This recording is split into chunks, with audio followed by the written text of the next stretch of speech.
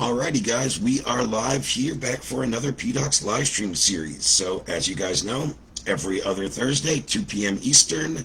Sometimes we have on guest speakers where we do these live from my private Zoom room, and other weeks where I'm just teaching a lesson or I'm flying solo on the live stream, we stream right in here to the group.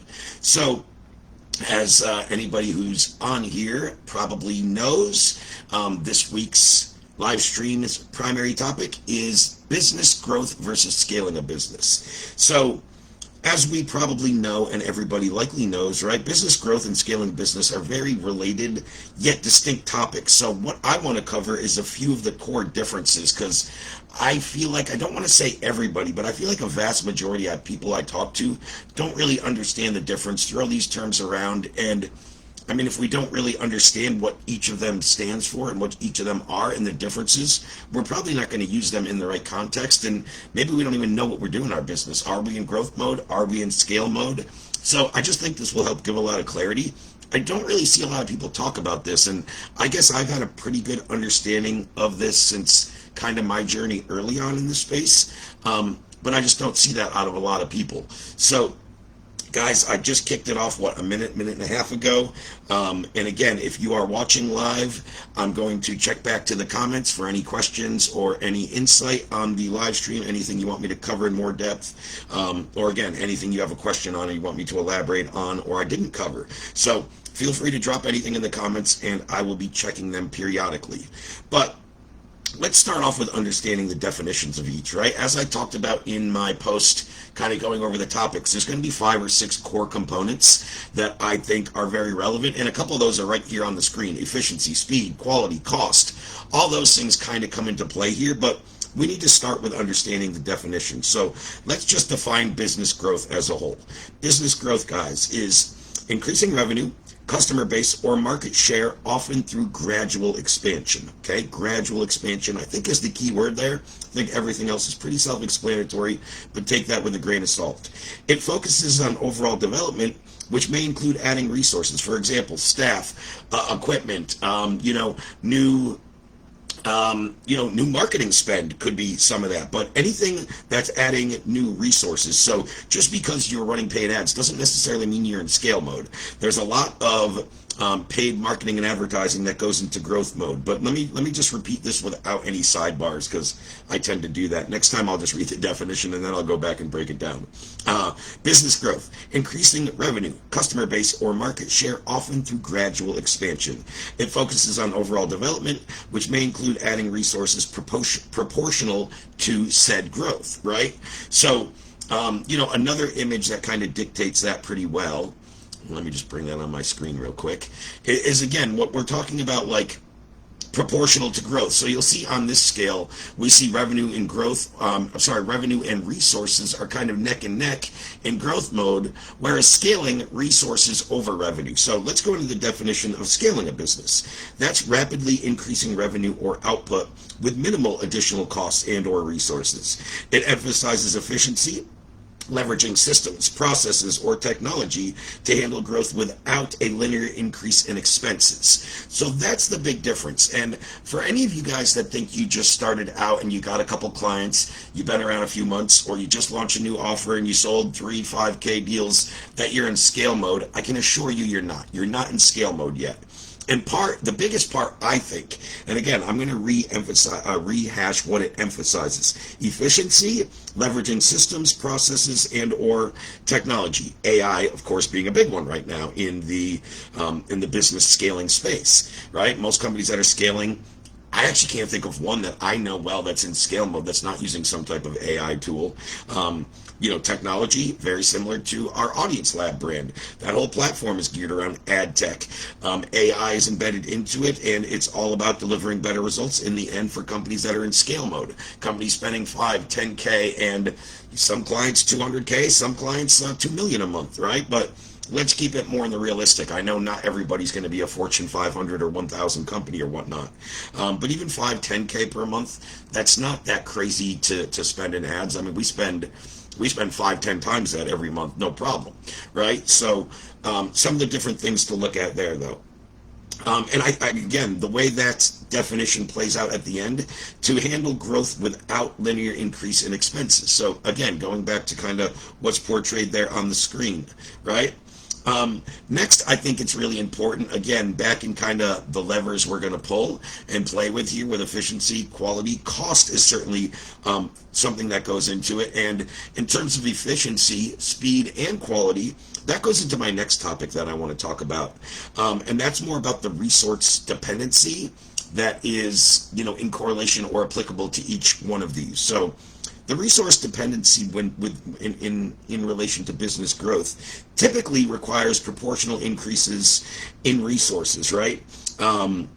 So what does that mean? Hiring more staff, investing more in infrastructure to meet demand. So a lot of companies that are still in growth mode, and I think whether you're an online company or brick and mortar, I think usually the trajectory is a little longer brick and mortar. But I'd say if you're still within your first year or two of business, and again, I've seen outliers to this in both, much more in the digital space, but brick and mortar specifically, less than 2 years in business, you're probably still in growth mode. And if any of you guys have ever run or owned a brick and mortar, you specifically know early on with each step of growth, there's more investment that comes with that. There's more resources, more locations, more team members, right? All those things. Whereas digital businesses, those can be expedited and they can be lesser in many cases, right? So, and that's really the dependency.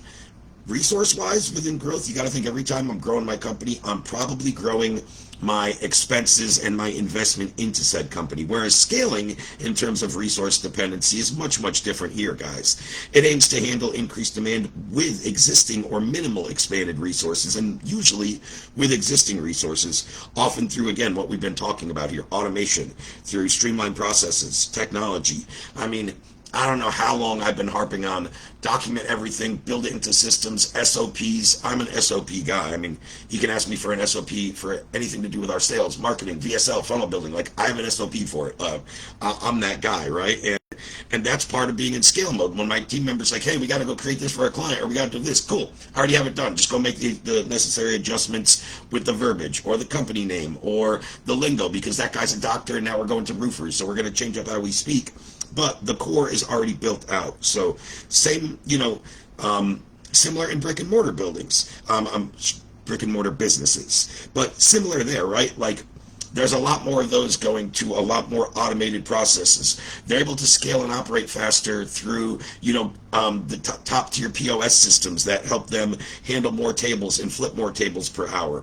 They're able to do so with technology, with how kitchens operate nowadays. You can get through dishes and certain things that go with that. And we can look in multiple brick and mortars. I think it's easier to highlight those things in the digital businesses, us in the digital services, whether we're a consultant or a coach or an agency or a software, and on, even freelancers to that extent. Freelancers are usually in growth mode because they're kind of taking on a la carte jobs and a la carte customers or clients with different scopes of work, which makes it harder to build out standard SOPs and scale, as opposed to a business that handles three core services. And you can just kind of rinse and repeat to an extent.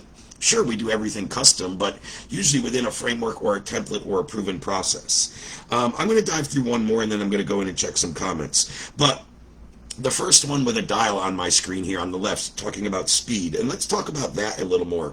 The speed and approach, because we always need a vision and an approach when we're going into our business, and directly correlated toward my business growth or toward scaling my business, right?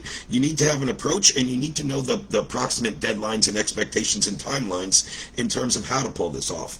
So growth in terms of speed and approach, again, I would say, speed and approach just pertaining to growth, right? Can be steady and incremental, focusing on sustainable expansion over time. So I want to give you this graph that kind of takes this into account. Yeah, we talk a little about the cost. More so I did so far with the resource dependency. We'll get more into cost implications next. But in terms of the speed, you can see some differences from the growing chart on the left to the scaling chart on the right. As I said, in terms of the growth, can be steady and incremental, focusing on sustainable expansion over time. And the key word in that, guys, is sustainable. I've seen businesses both in growth and scale mode. I don't think this one really matters too much, where if you go too fast, you're going to get instant growth, but you're not going to sustain it, and it's going to drop off, or the business is going to flatline, or worse, it's going to just totally drop off a cliff. I've seen people that have gone through aggressive growth modes, aggressive scale modes, and then been gone 2-3 months later and totally not a business anymore because they grew too fast and they didn't build it with the focus on sustainable expansion in the long term. So yeah, you always want to think short-term revenue goals, short-term growth, where you want to be. You want to make sure you have the long-term infrastructure and bandwidth to handle that, and to handle that without sacrificing without sacrificing or damaging the customer experience, right? And that's another thing that happens. You've seen, and we've probably all been a part of coaching programs that we've heard great things, that we got in and they were just a little oversaturated. Too many people. We didn't get enough one-on-one attention. Whatever. That company sacrificed the customer experience for the instant revenue, and it hurt them in the long run. I've seen it over and over again.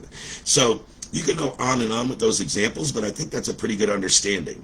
Now, in terms of the speed and approach with scaling, the graph here on my screen on the right, that involves more rapid expansion, often in response to high demand or market opportunities, with the primary focus being on efficiency to avoid bottlenecks. So one focus is on sustainable expansion, the other is on efficiency.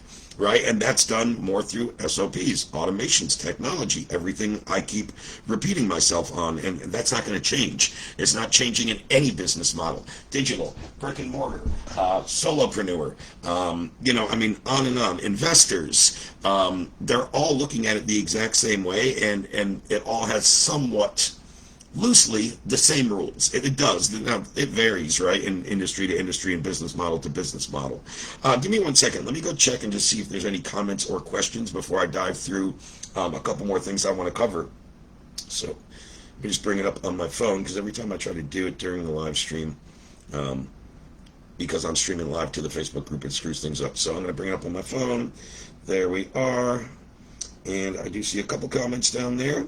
Nick just saying, hey, nice to see you. JP saying fire. Nick, long time no chat, man. Yeah, all is very well. We'll have to catch up sometime. It's been quite a while. Nice to see you here, though, man. Geez, it must be a few months since we had at least messaged each other. Now I'm going to have to go back and look after this. JP, appreciate that, man. Thank you. Yeah, guys, let me know if you have anything else. I'll check these at least one more time. But let me dive back into the last couple categories I really want to cover. So we just got through the speed and approach to both growth and scaling. And again, in correlation with that, the cost implications. And as business owners, these are something we always need to be aware and cognizant of. If we're not paying attention to cost implications while we're growing, while we're scaling, another way businesses break, and another primary way businesses break. It's really those last two. It's they tried to grow too fast without the right approach in terms of, trying to focus on efficiency or sustainable expansion. And then in terms of cost implications, they just didn't realize that there would be more of a budget and more overhead, and they thought they were operating off the same operating costs with different revenues coming in. Big way, I've had months where that's gone really bad, and we pinpointed it really quickly and addressed it. But if that's sustained for multiple months in my business, I don't know if I'd be here on this either. Maybe I'd be back working for somebody else. Who the hell knows? But yeah, let's get into the cost implications. And as usual, we'll start with growth, right? The costs typically rise in proportion to revenue. So very much like that other graph I had up where they were neck and neck, this one shows a little difference between revenue and cost. But if you look, they're both going up on a similar trajectory to an extent. But they're kind of correlated. So as the left goes up, the right column goes up. Whereas you see, again, let me finish this one. And let me just give a little example. But that's the basic concept here in cost implication when I'm in growth mode in my business, is my costs are typically gonna rise in somewhat proportion to my revenue output, right? You got to figure out what that is, and therein lies profit margins. So if we see revenues and costs on this graph, as they're both going up, there's still both a margin there, which is great. Now you see in scale mode, the costs are going up very, very minimally, sometimes not at all, but the revenues are continuing to rise. So in that case, the profit margins are expanding much, much wider than they would be in grow mode. And the cost implications to scaling my business is basically this. Revenue grows disproportionately faster than costs, improving profit margins. So exactly as I just broke it down. And again, a lot of ways this is done in the most common, both in the brick and mortar, online and offline space, as well as in the digital business, is using software to serve more customers without hiring. So we pretty much all do that in our business. I mean, your CRM is software that in the past could have been somebody. Your GHL SMS autoresponder and the guy that's working it used to be four guys on, SMS messages. So I mean, there's a million of them, but that's probably the most common way in any business model that people are scaling at the trajectories you see on the right, where the costs are going up very little in proportion to the revenues. And again, that's when you've built the infrastructures and you're scaling more off of systems and technology than off of time and skill. Right? That's another way to correlate it that I didn't necessarily put in the definition, but I knew I would mention. So, yeah, that's a really good one. And let's talk about the overall, where did we just leave off? Let's talk about the overall examples. And I've given a bunch of digital ones. I've tried to give some brick and mortar ones. For this one, I searched out and I came up with, I could say I searched out because I came up with three basic examples, but I'm going to at least cover the one that I thought was kind of most universal and more so to our clients' businesses than ours, because any of us that serve local businesses with a marketing agency as a growth consultant, a lot of times we're working with brick and mortars, mom and pops, small to mid-sized businesses, that kind of stuff. So I wanted to give some of those examples rather than a digital agency or a data company doing 10 million a year. That's not quite as applicable to everybody here. So let's talk about a growth example, and let's use, I want to go with, I got three in front of me that I'm looking at. I'm going to go with the local bakery one. So examples for a local bakery. They would open up a second location to ultimately get more growth, and we've all seen this with brick and mortars. But what comes with a second location? Hiring more staff, buying more equipment to meet demand, more rent and overhead of the building, lease, whatever that may be, right? So again, right in line with everything I've discussed today and kind of everything we're talking about. I think I had one more graphic too that I wanted to bring up and highlight. Where is that one?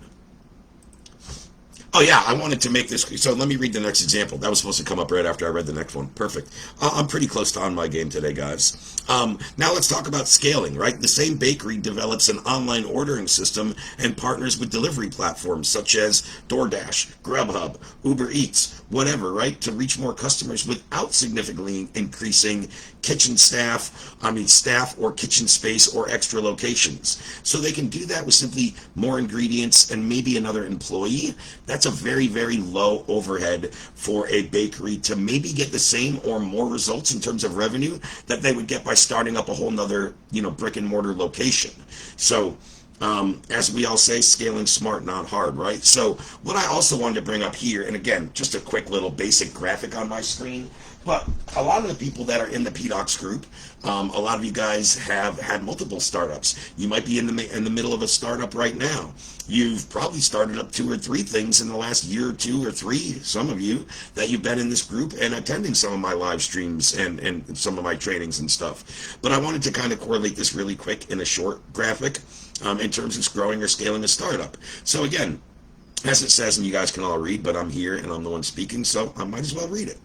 Growing a startup. When a company is ready to spend more money to increase profit, the growth activity requires ongoing investment. Same thing we've been saying over and over again. I'm just showing you it doesn't really change whether you're a startup or whether you are existing and established. But you do really want to define where you're at. Are you growing more through investment into the company and infrastructure, or are you growing more through systems and technology and software, etc.? And as it says on the right, scaling a startup involves optimizing business processes or workflow automation. Scaling doesn't require a large upfront investment. For instance, I scaled one of my brands with a $250 investment into a software that was really the general foundation and the bandwidth we needed to go from $50K a month to $250K. So we 5x'd in growth with a $250 investment being the infrastructure. That was in scale mode. Okay, so there's another example. So last thing I kind of want to cover in terms of, I already covered the 5 things I pointed out to you guys. I covered the definition, the resource dependency, the speed and approach, the cost implications, and a few examples. The one other thing is the primary focus. Now, I've hinted on this, but let's just read it as the definition and the research I found came up with and I have on my document. And guys, everything I've read and I've covered, I have on a document. I didn't think that was as appealing to look at as some of the images, so I will bring it up on my screen for 1 second, but wherever you're watching, YouTube, it'll be below in the description. If you made it this far in the video, like, subscribe, all that yada yada yet nonsense that I never say in my videos, which is probably why I have a crappy channel. And if you're watching here on Facebook, I will go drop this in the comments right after I end the live stream. So the document and everything I covered, all the definitions, it's all put into a Google Doc that I will send to you guys and bring up on the screen momentarily. But again, the last aspect I didn't mention in those 5 things in my post was the primary focus. And again, we've covered and hinted around it, but growth. Primary focus is broad, encompassing revenue, market presence, or team size, right? So everything I've covered today, that boils down to the main focus. If you're in growth mode, growth should be broad, encompassing revenue, market presence, and or team size. Usually they correlate, as we've talked about in growth mode. Not always, right? And then scaling, much more narrow, prioritizing operational efficiency and systems to support rapid expansion, right? So everything I covered today in a short little synopsis, I put into 3 sentences, right? In short, growth is about getting bigger, while scaling is about growing smarter. We've all heard work harder, not smarter, or work smarter, not harder. I said it wrong there. But yeah, I mean, that's the same thing. So in short, growth is about getting bigger, while scaling is about growing smarter. Maximizing output with minimal added resources. Businesses often aim for growth initially and shift to scaling as they mature to optimize efficiency. I think that's the biggest thing people don't understand. When I led off this live stream talking about a lot of people, I'm not saying everybody watching or everybody that will be watching, I think some of you guys get it, but I think there's damn near 80+% of the marketplace of people I talk to, just anybody out there that thinks they know something about online business, any business, they really conflate the two, growth and scaling. So I think that last sentence is probably the most powerful to kind of sum that up. Businesses often aim for growth initially and shift to scaling as they mature to optimize efficiency. So you're usually in growth mode while you're trying to get established, while you're trying to garner trust in the market, and while you're trying to build up some type of a track record. And also, well, in the beginning in any business, there's some internal investment in infrastructure, again, whether that be operations, softwares, talent, buildings, equipment, right, on and on and on, and all the costs and all the investments. I mean, if you're in business, you better be looking at them as a cost more so, an investment more so than an expense. I think if you're investing in anything in your business, whether in growing or in scaling mode, and you don't see that investment turning into ROI for your business, that's where it becomes an expense and a liability and no longer an investment. So we've all made bad ones, me included, right? I'm certainly guilty as charged. I'm willing to bet everybody watching has made some bad investments or some bad decisions on where they've invested money. But if you've ever hit one and it's paid off, you've never looked at it as an expense. You looked at it as one of your best purchases ever, and it led you to this point, whether it's, more fulfillment in your life or more revenue in your business or more income in your personal life, whatever that is, right? So this week's live stream, I usually block out about 45 minutes for these. They can go that long. I usually aim for about a 30-minute lesson. I knew this was going to be a little shorter because I'm not somebody that just fills my space with fluff to fill out time. These were really the main aspects. I did a lot of research and I spent some hours reading a lot of stuff, and everything boiled back down to these 6 main areas that I talked about today. And I just tried to make it clear, concise, and succinct. So really quickly, on my screen here is that document I talked about. So business growth versus scaling. Everything we discussed and everything I said on the call is broken down in this document. I'm going to drop that in the comments down below on this Facebook Live. So if you're watching and you want it, come back and check back 5-10 minutes after I log off this live stream, and it will be there. If you're watching on YouTube, it's going to be linked right below in the description of the video. Let me go back and just check the chat one more time, see if we had anyone else chime in before I log off. I've been super busy today, so keeping this short will actually give me a little chance to get back to some stuff I need to get done on my side of things. I've been very, very busy, and in a good way. I actually love it. I was talking to somebody today, and we have over 20+ employees within just Audience Lab. Not in addition, if you add on my Sales Lab team, a couple guys I have on my PDOCS team, I was talking to somebody today, and they're like, why do you still take as many calls, and why do you still bust your hump for 50 hours a week? It's like, I still love it. Like, if I didn't love it, I wouldn't be doing it. I don't need to do it. I have team members. I have perfectly capable, competent people.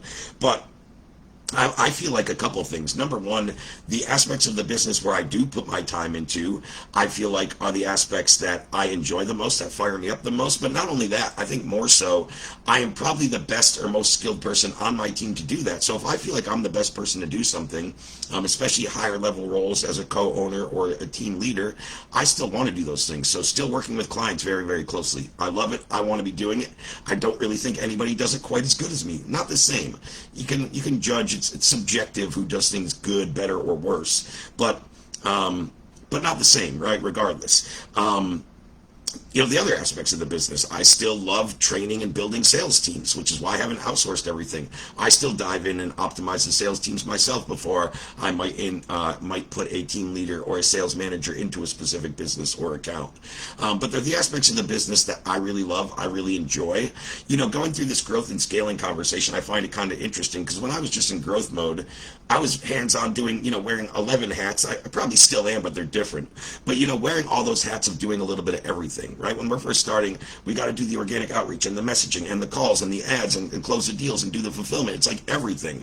And then as we grow and get a couple clients, cool, I can outsource and delegate this. Cool, now I can get a software to do this and I can afford that, right? And we start to build more of an infrastructure. And for me, as that's gone on, I have the infrastructure to totally handle everything. But this is what I do. My name's attached to the businesses, and why would I not want to be a part of them and just out doing things, gallivanting with my time and just out doing leisure stuff? I mean, everybody's wired different. There's nothing wrong with that, but I'm very competitive. I'm very hands-on, and if I'm not active in my business, I don't fully know what's going on and where I can best assist. So again, I just thought that was kind of an interesting conversation and a little bit of a sidebar here. In terms of what roles you stay in the company, how long you stay. It's really subjective, and it's custom to each person's goals. But I love working. I love it even more now that I own my own businesses and I work for myself after 20 years of working for other people in the corporate sector and the private sector. And I wouldn't change a thing about it. So I like to open up my calendar 40 hours for everything that I do well. A lot of client calls from our paying customers. I probably work a lot more with our paying customers than I do before. When I first started businesses, I probably put a lot more time into the front end, into the messaging and the marketing and the calls and the emails and the DMs, where now a lot of that stuff just kind of comes to me. I have other people on the teams doing those things, but I'm doing the more higher level customer facing things. Things that really grow the business and the reputation. So again, business growth versus scaling. I will drop this document in the comments below, and hopefully everybody got some value or enjoyed or could take something away from this. We will see you guys on the next one, and feel free to hit me up with any questions or comments.